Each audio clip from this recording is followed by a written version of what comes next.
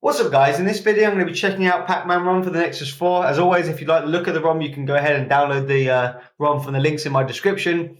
So let's get into it. Now, the first thing I want to mention guys is this ROM is a little bit different from the other ROMs I've been testing, and this is exactly what I mean by that. If I dive into settings and go to About Phone, instead of just having one version number for the ROM, you can see here PAC version 20.00, we actually have three more.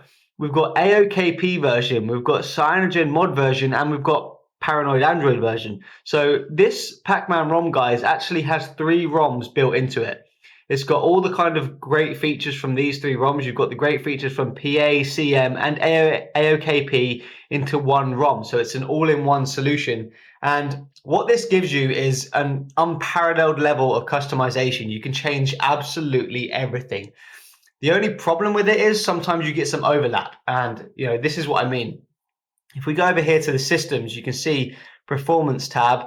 You've got your normal stuff here: processor, IO scheduler, memory management, and you can change a few things. I think it's pretty much the stock Google kernel, but with a few added extras like normal, like deadline and Noop. That's all well and good. Underneath, you'll see performance control, and this is the AOKP app. So if you click into there, you've basically got all the same settings again here, guys, and it's kind of like, why? I don't need all these settings again. Nonetheless, it's here. And that's one of the problems with having three ROMs in one.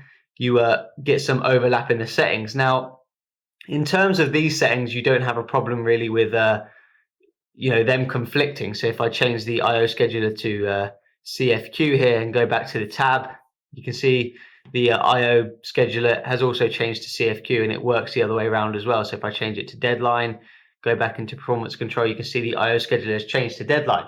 Now, there is a little bit of a problem with conflict a little bit later, which I'll show you, but let's get on to the customization, which is the epic bit about this ROM. So you can see here, I'm not going to do this the way I normally do this, guys, by going into each section, because there's just too much to go through on this ROM. And what I'll do is I'll basically show you different settings from each different ROM that they've incorporated. So you get the PA, you get the CM stuff, and the AOKP settings. So the first thing I want to show you is the PA stuff. So you can see here they're basically just taken the hybrid properties from the PA ROM, and it looks exactly the same, and it functions exactly the same. So you can see here you've got the settings. You can swipe from the left and you get the per app stuff. So you can change the colors of the app. You can change the size. You can change the layout and UI. You can change the colors. It also works in the same way, guys, as if you hold these settings here, you can just click into hybrid properties and you can change the stuff from the app. That is exactly the same as how it works in PA ROM as well. So you can see it's pretty much incorporated straight from it. If we go back into settings there, go back into hybrid properties, we can change these. This all works as well, guys. You can change into the tablet mode. You can see here it's changing. You can change into the tablet mode. You can see it all works, and it all works quite well. I've got to say I am impressed with the speed of the ROM, considering it has all these settings and it's kind of a 3-in-1 ROM. You would expect it to kind of not be as fast as the other ones. That isn't the case. It's still very, very quick, and that's all credit to the developers there, because you've got a hell of a lot of settings and it's still speedy. So that's the PA kind of section of it. You've got all the good stuff from PA there. Obviously, you've also got the Pi stuff. So you can see here, Pi does come with it. So when you turn off the navigation controls, Pi does automatically turn on. And you've got all the features to change there as well. You can change the colors, the animation speed, and all that good stuff. So like I said, you get everything from all the great ROMs, and you really do.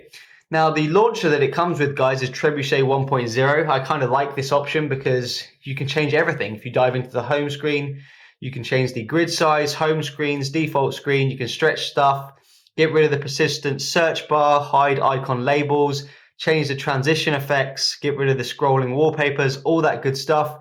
You can also change stuff in the drawer as well, guys. Hide apps. Don't have to make the widgets join with apps. You can change the transition effect, which you do get quite a few of them. I changed mine to cube in. So when I go here, you can see the transition effect is a cube effect.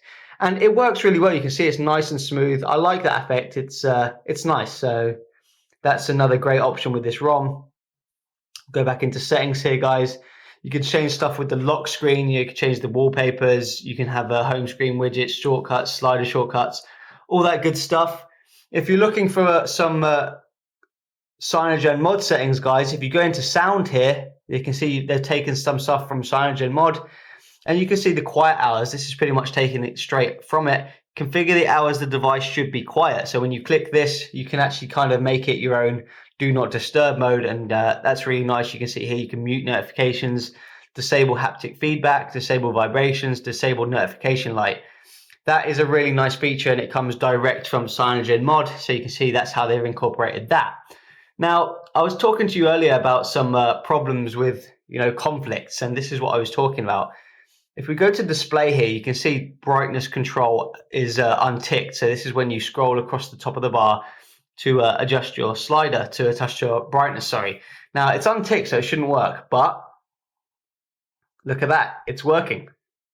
And this is what I mean by a conflict. Even though it's not ticked here, it is ticked in ROM control, which is the AOKP settings. So when you go into the settings here and you go to general UI, I think it's in here yet, status bar brightness slider is ticked, and that overruled the other one. So that's what I mean, guys, by there's a lot of options that are repeated. You can see the status bar one there was repeated, and it did cause kind of a conflict, but this is the AOKP style stuff, guys. You can change the lock screen, the colors, you've got your maximized lock screen widgets. Pretty much every option you can think of is in this ROM due to the fact that it's 3-in-1.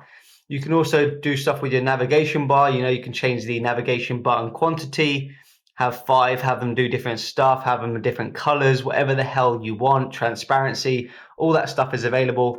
You've also got the LED stuff here, so you can change the per app LED, which is a really nice feature. So, I mean, the ROM itself, I don't think it's going to be for everyone because there's a hell of a lot of customization. In my opinion, it's a little bit too much for me, but if you're an absolute customization junkie, this is going to be a great ROM for you. There's literally so many different things you can do here. You can change the power menus, you can change the toggles here. I know I haven't showed you how to do that, but it is possible. I really like the quiet hours from Cyanogen mod. I like the hybrid properties from PA. I'm not a massive fan of the AOKP style ROM control here because you've kind of got those options here and then you've got them again in ROM control. So it's kind of like, you've got too many options to deal with, and sometimes they are replicas of other stuff like the brightness one. But nonetheless, it's a very good ROM. It's definitely worth a try, guys. You've got options all over the place. I'm sure I've missed hell of a lot of options here. You can see you've got some profiles from Cyanogen mod as well, so you can make work silent ones and all that other stuff. Like I said, there's just too much stuff to go through here, guys, but it is all here. It is a very interesting ROM, and it is very speedy for having 3 ROMs in one. So props to the developer there, but all the customization is off the charts. But I didn't show you how you can change the battery stuff, but it is all doable. It is all there. Give it a go if you like it, guys. That's my review. See you guys later.